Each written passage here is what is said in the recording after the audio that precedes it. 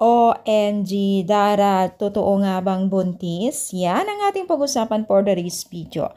At syempre, bago natin pagpatuloy ang ating pag-support today's video, kung bago ka pa lang sa aking channel, please subscribe po, like, and pakit na rin po natin guys ang notification bell upang ma-update po tayo tuwing ako po ay nag-upload patungkol sa Team Kalingap. And please support po natin ang buong Team Kalingap.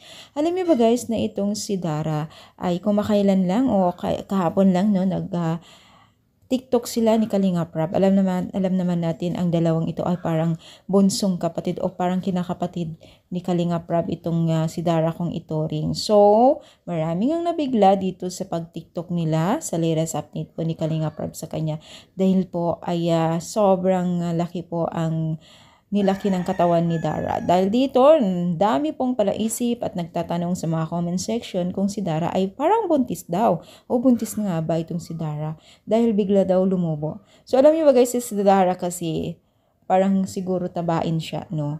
Kasi ang bilis talaga lumubo yung katawan niya. At talagang syempre, talagang matik na yan na ang kanyang ang financial o talagang sagana sila sa pagkain, 'di ba? So talagang siguro hindi niya iniisip yung kanyang infirm figure ng katawan niya siguro or talagang lahi nila, no?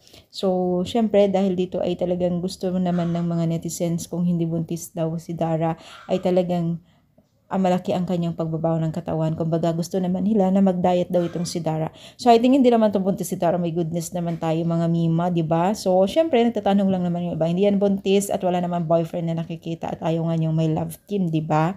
So bigsis si Dara kasi may pagkabuyis. Unting magpagkabuyis, no? So ano sa palagay ninyo? I-comment down dito sa atin comment section and pa-like and share na rin po. Thank you so much. More power and God bless all.